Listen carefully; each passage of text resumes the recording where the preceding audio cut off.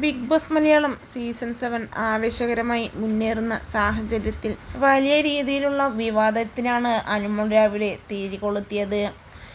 എന്തെന്ന് വെച്ചാൽ അനുമോൾ രേണുവിനെക്കുറിച്ച് രേണുവിന് ഹൈജീൻ ഇല്ലെന്നും ഒപ്പം തന്നെ കുളിക്കാറുമില്ല, നനക്കാറുമില്ല, തലയിൽ നിറച്ച് പേനാണ് എന്നും ഒപ്പം തന്നെ കഴുത്തിൽ കൂടിയും മുഖത്തു കൂടിയുമെല്ലാം പേൻ അരിച്ചു വരുന്നത് കാണാമെന്നും പറഞ്ഞ് വലിയ രീതിയിൽ അനു രേണുവിനെ നാറ്റിച്ചു.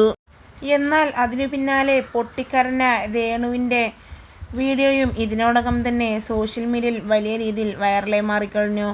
എനിക്ക് ഇനി ഇവിടെ നിൽക്കേണ്ട ബിഗ് ബോസ് എന്നും ഒപ്പം തന്നെ ഞാൻ കിറ്റ് ചെയ്ത് പുറത്തു പോവുകയാണ്, എന്നെ ഇറക്കി വിടൂ എന്നും താൻ തലയുടെ ട്രീറ്റ്മെൻറ്റ് ചെയ്യാത്തത് കൊണ്ടാണ് തൻ്റെ തലയിൽ ഇത്രക്ക് പേൻ വന്നത് എന്നും പെട്ടെന്ന് തിരക്ക് പിടിച്ച് ബിഗ് ബോസിലേക്ക് പോകുന്നതിനാൽ തനിക്ക് ഒന്നും തന്നെ ചെയ്യാനായില്ല എന്നും പറഞ്ഞ് പൊട്ടിക്കരയുന്ന രേണുവിൻ്റെ വീഡിയോ ഇതിനോടകം തന്നെ വൈറലായി കഴിഞ്ഞു.